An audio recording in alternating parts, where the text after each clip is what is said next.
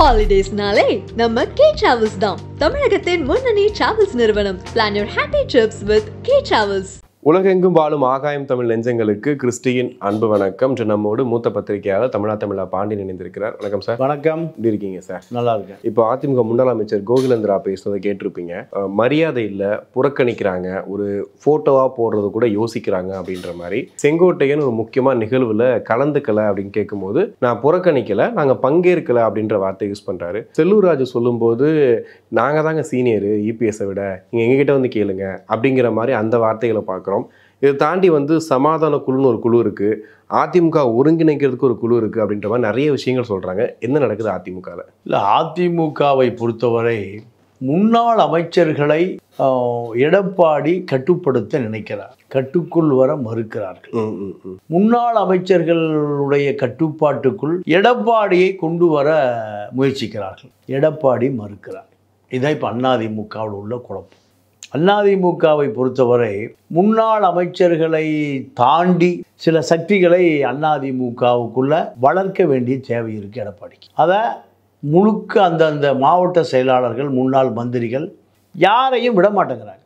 இப்போ உதாரணத்திற்கு செங்கோட்டையின் பிரச்சனை என்னன்னா, ஆற்றல் அசோக்குமார் ஈரோடு முன்னாள் நாடாளுமன்ற வேட்பாளர், அவரை செங்கோட்டையனை கேட்காமல் அறிவித்து விட்டார். அதே போல் திருப்பூரில் வேலுமணிக்கு தெரியாமல் ஒரு வேட்பாளரை அறிவித்து விட்டார். திருச்சியில் கருப்பையா ஒரு வேட்பாளர், நாடாளுமன்ற தொகுதி வேட்பாளர், அவரை அது யாருக்குமே தெரியாது. ஆக்சுவலாக தொகுதியில் இருக்கிறவங்களுக்கே தெரியாது. அதிமுக மணல் ராமச்சந்திரனுடைய அக்கா மகன், இப்போ அந்த கரிகாலனுடைய தம்பி. தூத்துக்குடியில் புத்தூர்கட்டு வேலுமணி. இப்படி தமிழ்நாடு முழுக்க யார் திமுகவை எதிர்த்து ஒரு 10 கோடி செலவு பண்ண முடியும்? அவர்கள் வேட்பாளர். அதிமுக முன்னாள் அமைச்சர்களும் ஒரு வேட்பாளரை நிறுத்தி திமுகவை எதிர்க்க மறுக்கிறார்கள். அப்போ எடப்பாடிக்கு ஒரு தேவை இருக்குல்ல, யார் 10 கோடி செலவு பண்ணுறானோ அவனை பணம் வச்சுருக்கான், சரிப்பா நீ நில்லு, 10 கோடி செலவு பண்ணு. முன்னாள் அமைச்சர்கள் என்ன பண்ணுறாங்க, 10 கோடி 20 கோடி செலவு பண்ண வேஸ்ட்டு, ஜெயிக்க முடியாது. அப்போ கட்சி இருக்குதுன்னு எப்படி தெரியும்? இப்போ ஜெயலலிதா இருக்கும் என்ன பண்ணனா, நீ நில்லுப்பா, நீ செலவு பண்ணு, மறு பேச்சே இல்லை. அவன் திருப்பி அந்த செலவு பண்ணவருக்கு சீட்டு உறுதியாக ஜெயலலிதாட்டெல்லாம் கேட்க முடியாது. அம்மா நான் செலவு பண்ணுறம்மா 20 கோடி ரூபா, எனக்கு நீங்கள் மந்திரி பதவி கொடுப்பீங்களான்னு கேட்க முடியாது. யார்கிட்ட? ஜெயலலிதாட்ட கேட்க முடியாது. ஆமாம், கேட்டால் அவன் கிடைக்க அடிப்படை உறுப்பினர் தூக்கி வச்சு அந்த அம்மா இப்போ என்கிட்டயே டிமாண்ட் பண்ணுறேன்னு. ஆனால் எடப்பாடிகிட்ட இப்போ இந்த கூட்டணி, அதாவது அதிமுக இருக்கக்கூடிய முன்னாள் மாவட்ட செயலாளர்கள், முன்னாள் மந்திரிகள், ஒன்றிய இவர்களை ஏன் நம்ம கலைக்கணும், செலவும் பண்ண மாட்டேங்கிறாங்க. அதே நேரத்தில் நிற்கவும் மாட்டேங்கிறாங்க, திமுக எடுத்து நிற்கவும் மாட்டேங்கிறாங்க. அப்போ எடப்பாடி என்ன பண்ணுவார்? ஒரு கட்சியை கட்டி காப்பாற்றணும் என்ன பண்ணுவார்? யார் பணம் இருக்கானோ வேட்பாளர் போடத்தானே செய்வார். இல்லை, இப்போ அது டேரெக்டாக இப்போ செங்கோட்டையன் சொல்லாமல் இப்போ இந்த வெற்றி விழா நடந்துட்டு இருக்கு, ஒரு பாராட்டு விழா வைக்கிறீங்க, அதில் முக்கிய தலைவர்களான எம்ஜிஆர், ஜெயலலிதா புகைப்படம் இல்லாமல், ஏன்னா அதுக்கு காரணமே ஜெயலலிதா அவர்கள் அப்படின்னு சொல்லும்போது அவங்க படத்தை புறக்கணிக்கிறாங்க, அதனால தான் நான் போகலன்னு சொல்கிறாரு. இந்த காரணத்தை எப்படி பார்க்குறீங்க? இது போலியான காரணம். நீங்கள் ஜெயலலிதாவையும் எம்ஜிஆரையும் கவலைப்பட வேண்டிய ஆள் முதல் மனிதன் யார்? எடப்பாடி. செங்கோட்டையனோ வேலுமணியோ தங்கமணியோ வீரமணியோ ஹெல்த் விஜயபாஸ்கரோ அல்ல. நிகழ்ச்சி நடத்துகிறவன் அந்த தவறை பண்ணியிருக்கான். ஜெயலலிதா படத்தையும் வைக்கல, எம்ஜிஆர் படத்தையும் வைக்கல, ரைட்டு. அத்திக்கடவு திட்டத்துக்காக போராடியவர்கள் அவர்கள் தான். சரி, எடப்பாடின்னு கேட்குறாங்க. எடப்பாடி தான் இதுக்காக கவலைப்படணுமே தவிர, இப்போ ஜெயலலிதா இல்லாத இடத்துல அதை நிரப்பி கொண்டு இருப்பவர் எடப்பாடி. எடப்பாடிக்கு நீங்கள் ஆதரவாக இருக்கணுமே தவிர எந்த சூழ்நிலையிலும். அதுதான் அரசியல். நீங்கள் எடப்பாடிகிட்ட பேரம் பேசுனீங்கன்னா ஓபிஎஸோட நிலைமை என்ன? இன்னொரு ஓபிஎஸ் தான் செங்கோட்டையன். இது செங்கோட்டையன் தானாக இதை பேசலை. செங்கோட்டையனை பேச வைத்தவர் எஸ்பி வேலுமணி. ஏன் எஸ்பி வேலுமணி பேச வைக்கிறாருன்னா, அதிகாரத்தில் இருந்தபோது 2வது எடப்பாடியாக இருந்தவர் வேலுமணி. இப்போ வேலுமணிகிட்ட எடப்பாடி எந்த தொடர்புமே இல்லை. அந்த கோபம்தான் யார் அதிமுகவை எதிர்த்து விமர்சனம் செய்கிறார்களோ அது அவர்களுடைய கருத்து அல்ல. யாருடைய கருத்து? அது வேலுமணியுடைய கருத்து. வேலுமணி எடப்பாடி நாற்காலிக்கு போட்டியாக வரக்கூடிய ஒரே மனிதன் வேலுமணி தான். ஒரு டீம் ஃபார்ம் பண்ண மாதிரி சொல்றாங்களே, அதாவது இப்போ அதிமுக எடப்பாடிக்குன்னு அவருக்கு ஒரு டீம், இப்போ அந்த கலந்துக்கிட்டவங்களே பார்த்துருப்பீங்க, அவருக்கு ஆதரவாக பேசக்கூடியவங்க, அவங்க ஒரு டீமாக இருக்காங்க. இன்னொரு பக்கம் நீங்கள் சொல்கிற மாதிரி செங்கோட்டையன், செல்லூர் ராஜு, கோகுலேந்திரா இவங்கெல்லாம் ஒரு டீமாக ஃபார்ம் பண்ணுறாங்க அப்படின்ற மாதிரி இருக்குது. ஏற்கனவே அதிமுக 2 ஆயிருச்சு, அதுக்கப்புறம் திருப்பி ஒன்றா சேர்த்தோம் அப்படிலாம் சொன்னாங்க. இப்போ வருகிற சட்டமன்ற தேர்தலுக்கு ஒரு கட்சியை கட்டமைப்போட கொண்டு போகணும் அப்படின்னும் போது டீமாக இருக்கிறது, இவங்களை பற்றி இவங்க சொல்கிறது, இது கட்சியோட வளர்ச்சிக்கு ஒரு பெரிய பாதிப்பு இல்லையா? இல்லைங்க, அது யார் அதை பற்றி யோசிக்கணும்னா நீங்கள் செங்கோட்டையனும் செல்லூர் ராஜும் கோகுலேந்திராவும் தான் யோசிக்கணும். இந்த தேர்தல் வரைக்கும் அமைதியாக இருக்கிற எடப்பாடி இந்த 3 பேருக்கு சீட்டு இல்லைன்னா பெரிய பூகம்பம்லாம் வந்துடாது. 3 பேரும் அரசியலில் தூக்கி எறியப்படுவார்கள். ஓபிஎஸ்க்கு நிலைமை என்ன ஆச்சு? இப்போ எடப்பாடிகிட்ட ஏதாவது எனக்கு ஒரு பதவி கொடுன்னு கெஞ்சுறாரு. இதே நிலைமை செல்லூர் ராஜுக்கும் செங்கோட்டையனும் கோகுலேந்திராவுக்கும் வரும். கோகுலேந்திரா, செல்லூர் ராஜு, 3 பேரும் செங்கோட்டையன் 3 பேரும் பெரிய பவர்ஃபுல்லான சக்தி இல்லை. செல்லூர் ராஜு இல்லைன்னா முதல்ல அதிமுக கலைஞர்னு சொல்ல முடியாது. கோகுலேந்திரா இல்லைன்னா சிவகங்கை கோணார்கள் பூரா கோகுலேந்திரா விட்டு அதிமுக கூட வெளியேறிவான்னு சொல்ல முடியாது. செங்கோட்டையன் வெளியே போயிட்டாருன்னா கொங்கு கவுண்டர்கள் பூரா அதிமுக வெளியேறிவான்னு சொல்லவே முடியாது. ஏன்னா 3 பேருக்கும் 3 பேர் குடும்பமே பின்னாடி வராது. ஓபிஎஸ் பின்னாடி ஓபிஎஸ் குடும்பமே வரல. இதுதான் நிலைமை. திடீர் கொந்தளிப்புக்கு என்ன சார் காரணம்? அதாவது என்ன காரணம்னா, ஏன் தொகுதிக்குள்ளே நீங்கள் தலையிடக்கூடாது. முன்னாள் மந்திரிகளுக்குன்னு ஒரு தொகுதி இருக்குது. அந்த தொகுதியில் நான் சொல்கிறாள் தான் மாவட்ட செயலாளர், நான் சொல்கிறாள் தான் எம்எல்ஏ, நான் சொல்கிறாள் தான் ஒன்றிய நகரம், எல்லாம் நான் சொல்கிறாள் தான். என் கட்டுப்பாட்டில் கட்சி இருக்கணும். அப்போ தான் எனக்கு பயப்படுவான் யார் எல்லாமே. அப்போ எடப்பாடி நேரடியாக வேலை செய்கிறவனுக்கு கூப்பிட்டு சீட்டு கொடுக்குறாரு. அவன் என்ன எப்படி மதிப்பான்? இதுதான் ஈகோ பிரச்சனை. ஆனால் இந்த ஃபோட்டோ போடலை, என் ஃபோட்டோ சின்னதாக போடுறீங்க, இவர் ஃபோட்டோ பெருசாக போடுறீங்க அப்படிங்கிறது ஒரு மனுஷனாகவே மதிக்கிறது இல்லை, நாய் மாதிரி எங்களை வச்சுருக்காங்கன்ற மாதிரிலாம் சொல்கிறாங்களே கோகுலேந்திரா, இதை எப்படி பார்க்குறீங்க? இல்லை, இது ஓவரான செய்தி. அதாவது இந்த அம்மா கண்ணப்பன் கூட தான் அரசியலுக்கு வருது. கண்ணப்பனை ஜெயலலிதா தூக்கி வீசிடுது. அப்புறம் அந்த அம்மா எம்பி ஆக்குது, மந்திரி ஆக்குது. வேறு அதிமுக நடந்ததா இல்லையா? நாய் மாதிரி நரி மாதிரி இருந்தால் இந்த அம்மா எப்படி எம்பி? ஆக்சுவலி இப்போ இருக்கிறோம்னு சொல்கிறாங்க. ஜெயலலிதா காலத்தில் நாங்கள் ரொம்ப மரியாதையாக இருந்தோம், பட் இந்த டைமில் இப்போ பார்த்தீங்கன்னா இவ்வளோ கேவலமாக நடத்துகிறாங்கன்னு இப்போ சொல்கிறாங்க அவங்க. சசிகலாட்ட எப்படி இருந்தீங்கன்னு உலகத்துக்குமே தெரியுமே. சசிகலா பார்த்து கும்பிடு விழுந்து காலில் விழுந்து பல்ட்டி அடித்து போனால் தானே அரசியலில் இருக்க முடியும். அப்படி வந்தவர் தானே எடப்பாடியை, ஓபிஎஸ் எல்லாமே அப்படி தானே. ஜெயலலிதா காலில் விழுகிறீங்களும் சசிகலா காலில் விழுகணும். சாமியோட பூசாரி தான் முக்கியம். இப்படி தானே இருந்தது. அதிமுக திமுக 2 இப்படி தாங்க இருக்குது. 18 வயசு இளைஞன் யார், இன்பநிதி, பார்த்த மாதிரியே ஜல்லிக்கட்டில் கலெக்டர் ஓடி பின்னாடி போப்பாயா அமைச்சு எந்திரிச்சு நிற்கிறார், உட்கார சொல்கிறார். அவர் என்ன 50 தலைவர்கள் ஒருவரா இன்பநிதி? இல்லை திமுக கொள்கை வகுப்பாளரா? இல்லை திமுக ஸ்ட்ராட்டஜி பற்றி பிஹெச்டி பண்ணியிருக்காரா? என்னையா முதலமைச்சர் விட்டு வேறு எந்த தகுதியும் இல்லையா அந்த பையனுக்கு? இதே தான் அதிமுகவில். அதிமுக திமுக 2மே அடிமைகள் முன்னேற்ற கழகம். இப்போ தலைமையை யோசிக்கிறாங்களோ? இப்போ எடப்பாடி பழனிசாமிக்கு தகுதி வாய்ந்த தலைமை அவர் இருக்க மாட்டார்னு நினைக்கிறாங்களோ இவங்க எல்லாரும்? இவர் கீழே நம்ம அதாவது இவங்களுக்கு எந்த செல்வாக்கு இல்லாத நபர்கள். அதிமுக தொண்டை 2021 எடப்பாடி தலைமையை ஏற்று தான் 76 எம்எல்ஏ ஓட்டு போட்டான். ஜெயலலிதா இல்லை, எம்ஜிஆரில் யார் இருந்தாங்க? அப்போ எடப்பாடி பழனிசாமி, எடப்பாடி தான். இல்லை கோகுலேந்திரா ஓட்டு போட்டாங்களா? செல்லூர் ராஜுக்கு ஓட்டு போட்டாங்களா? இல்லை ஓபிஎஸ்க்கு ஓட்டு போட்டாங்களா? செங்கோட்டையன் ஓட்டு போட்டாங்களா? ரெட்டையில் இல்லாமல் இவர்கள் ஜெயிச்சு வந்தாங்கன்னா இவங்களுக்கு என்ன சொல்லணும் கேட்கலாங்க. இவர்கள் ஜெயிச்சு வரட்டுமே. கவுன்சிலராக கூட ஜெயிச்சு வர முடியாது.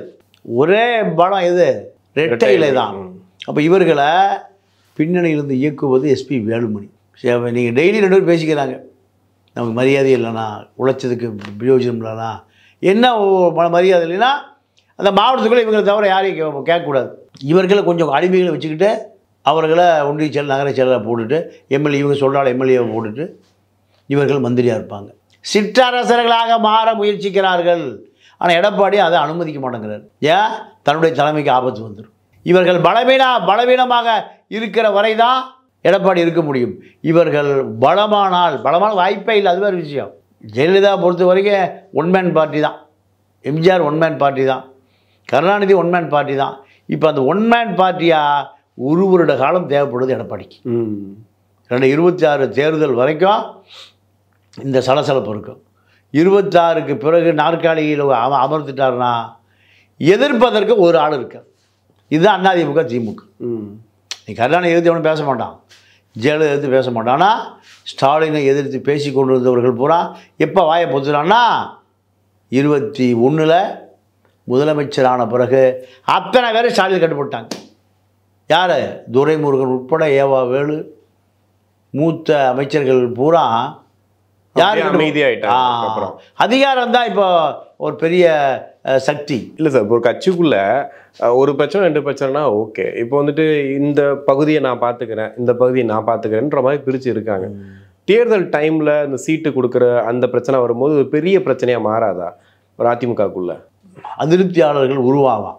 அது எவ்வளோ நாளைக்கு தான் அந்த தேர்தல் முடிகிற வரை. தேர்தல் முடிஞ்சு வாக்கு எண்ணி அவர் அமைச்சர்னா முதல் மாலை வந்தால் போய் நிற்பான். எங்கே போய் நிற்பான்? அவர் ஜெயிச்சிட்டாருன்னா போய் அங்கே போய் அப்படியே போய் காலில் விழுந்துருவான். முதல் மாலை ஆதித்தனாரே போய் எம்ஜிஆர் வீட்டில் காலில் விழுந்தார்.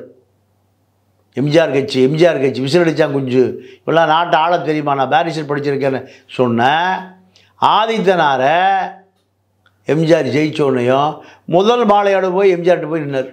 திராவிட இயக்கம் என்பது அதிகாரத்தை நோக்கிய போட்டி தான் திராவிட இயக்கமே தவிர இவர்கள் கொள்கைக்கான போட்டி அல்ல. கொள்கை என்பதே யாருக்குமே தெரியாது. இப்போ நீங்கள் கோகுலேந்திரா சொன்னது கூட சொன்னீங்க, அது சும்மா ஒரு இதுக்காக சொல்கிறாங்க அப்படின்ட்டு. ஆனால் நீங்கள் சமீபத்தில் பார்க்கும்போது அதிமுகவோட அந்த பேனர்கள் அவங்க நிகழ்ச்சிகளில் குறிப்பாக ஜெயலலிதா ஃபோட்டோவும் சரி, எம்ஜிஆர் அவர்களோட ஃபோட்டோவும் சரி கொஞ்சம் சின்னதாகிட்டே தான் வருது. அந்த பிராண்ட் அப்படியே சின்னதாகிட்டே தான் வருது. தொடர்ந்து எடப்பாடி பழனிசாமி அதை பார்த்து தான் இருக்கார். இப்போ கூட அந்த பாராட்டு விழா யாருனா நடந்துச்சு எல்லாமே தெரியும் அவருக்கு. ஒரு முக்கியமான பொறுப்பில் இருக்கும், அவங்க ஃபோட்டோ இல்லைன்ற அவர் கேட்டிருக்கலாம் இல்லையா? சாதாரண விமர்சனமாக வைக்கிறாங்க நிறைய பேர். ஃபுல்லாக உங்கள் ஃபோட்டோ மட்டும்தானே இருக்குது. இப்போ திராவிட இயக்கங்களை உருவாக்கியவர் தந்தை பெரியார். அதிமுக தந்தை பெரியார் யாராவது தெரியுமா? இன்னைக்கு அதிமுக தொண்டங்கிட்ட போய் பெரியார் எங்களுக்கு தெரியுமான்னு கேளுங்க. பேச மாட்டேன். தெரியாது. அவனுக்கு தெரிஞ்ச ஒரே ஆள் எம்ஜிஆர் ஜெயலலிதா தான். அதற்கு முன்பு அண்ணா நாமம் வாழ்கன்னு எம்ஜிஆர் சொல்லுவார். நானே கேட்டிருக்கேன். அண்ணா நாமம் வாழ்கன்னு சொல்லி தான் கூட்டத்தை முடிப்பார். இப்போ அண்ணா எல்லாம் மறந்துட்டான். இப்போ டிஎம்கே போஸ்டரில் 4 ஐம்பெரும் தலைவர்கள் மாதிரி 4 பெரும் தலைவர்கள் இருக்காங்க. கருணாநிதி, அடுத்து ஸ்டாலின், உதயநிதி, இன்பநிதி. பார்த்தீங்கன்னா அந்த 50 தலைவர்கள் மாதிரி 4 பேர் தான் இருக்காங்க. சரியா? அண்ணா எங்கேயா போயிட்டார், பெரியார் எங்கே போயிட்டார், முடிஞ்சு போச்சு எல்லாம். அவ்வளோ பெரிய நீங்கள் உதயநிதிக்கு இன்பநிதிக்கு வைக்கிற போஸ்டரில் ஸ்டாம்ப் சைஸாக யார் இருக்கா? பெரியார் இருக்கா? பெரியார் இருப்பார். அண்ணா இன்னும் குட்டியாக இருக்கார். இதுதான் அதிமுகவுடைய. எம்ஜிஆர் படம் இப்போ ஸ்டாம்ப் சைஸ் ஆகி போச்சு. பார்த்தீங்களா? பார்த்துருக்கேன், அதான் கேட்குறேன். அப்போ எம்ஜிஆர் தேவையில்லை, ஜெயலலிதா தேவையில்லை. இப்போல்லாம் யார் படத்தை சோப்பில் வைக்கிறான்? எடப்பாடி பழனிசாமி. எம்ஜிஆர் படம் ஜெயலலிதா படம் வச்சு அதிமுக தொண்டை. இப்போ எடப்பாடி படத்தை திமுககாரன் யார் படத்தை வைக்கிறான்? உதயநிதி படத்தை வைக்கிறான். இன்பநிதி பிரிண்ட் அடிக்க சொல்லியிருக்கான். அது கொஞ்ச நாளையில் இப்போ அப்பா ஓய்வுக்கு போய் அது வர்ற சட்டமன்ற தேர்தல் பிரச்சாரத்தில் உதயநிதி தான் சிஎம் கேண்டிடேட். இல்லை சார், இப்போ புதிய கட்சிகள்லாம் நிறைய வருது, பயங்கர இம்பாக்ட்லாம் பண்ணுறதா சொல்கிறாங்க. அவங்க கூட கூட்டணி வைக்கிற கூட அதிமுக தயாராகுனாலாம் பேசிகிட்டு இருக்காங்க ஒரு பக்கம். இப்படி இருக்கும்போது நம்ம எம்ஜிஆருக்காகவும் ஜெயலலிதாவுக்காகவுமே தொண்டராக இருக்க வேண்டிய நிறைய பேர் இங்கே இருக்காங்க.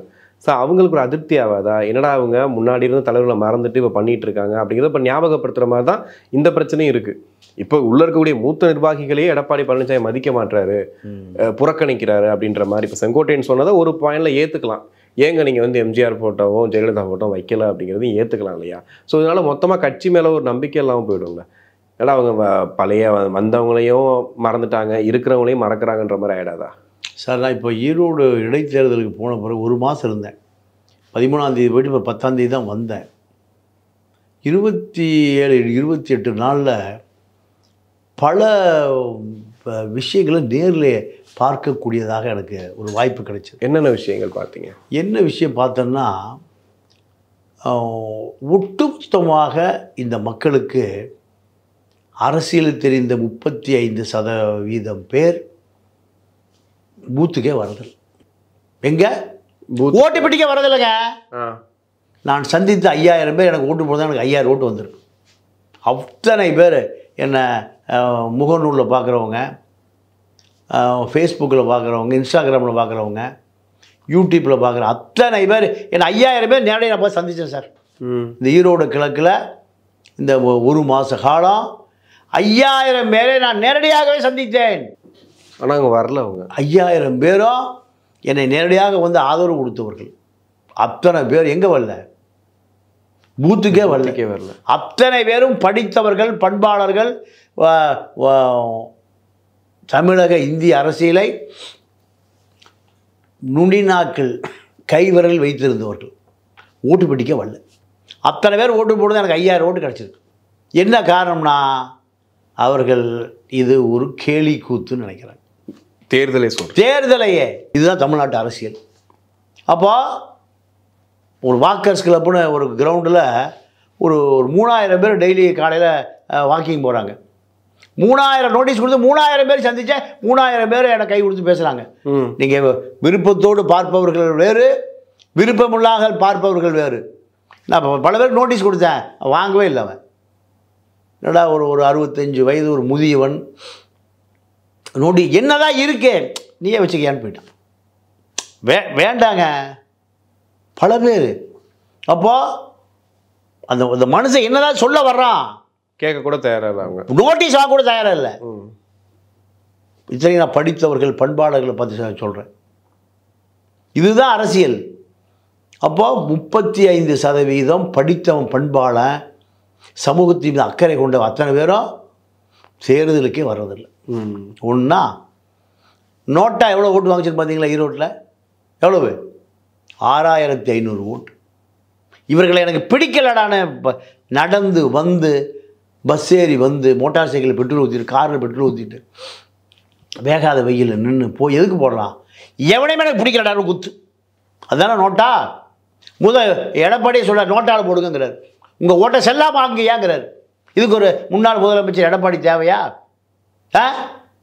இந்த நாடு எப்படி ஜனநாயகம் எவ்வளோ அபாய கட்டத்தில் இருக்குன்னு பாருங்கள். 34,000 35,000 அதிமுக வாக்குகள் விலைக்கு விற்கப்பட்டிருக்கு. நான் கண்ணால் பார்த்தேன். அதிமுக வாக்குகள் பூரா விலைக்கு வாங்கப்பட்டு தான் 35,000 வாக்கு விழுந்து. திமுக விழுந்த வாக்கு 86,000 தான். படுதோல்வி திமுக.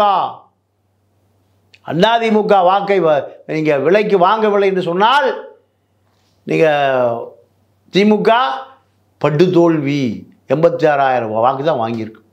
அதிமுக இருந்தால் 45,000, தென்னரசு நின்று இருந்தால் 45,000 வாக்கு. உண்மை. அவர் எளிய மனிதனாக பழகக்கூடியவர், சாதாரண நபர். வந்தா கிந்தால ஒன்றும் இல்லை. 2 முறை எம்எல்ஏ அதிமுக. இப்போ ஆட்களை நிப்பாட்டுறதுக்கே தடுமாறுது அதிமுக. அதுதான் உண்மை. காரணம் பணம் 10 கோடி ரூபா செலவு பண்ணணும். 10 கோடி ரூபா செலவு பண்ணுறதுக்கு அங்கே ஆள் இல்லை. ரூலாகவே சொல்லிட்டாங்களா? ரூலாகவே போன முறை என்ன தென்னரசு ஐயா உண்மையாகவே எனக்கு காசு இல்லை ஐயா, என்ன ஆளை விட்டுருங்கய்யா. இல்லை இப்படியே போனால் என்ன நிலைமை சார்? அதிமுக நிலைமை என்ன ஆகும்? என்ன ஆகும்னா 26 ஆட்சிக்கு வரும். 26 ஆட்சிக்கு வரும் சொல்கிறாங்க. ஆமாம், நீங்கள் எழுதி வச்சுங்க, செவத்து எழுதி வச்சுங்க.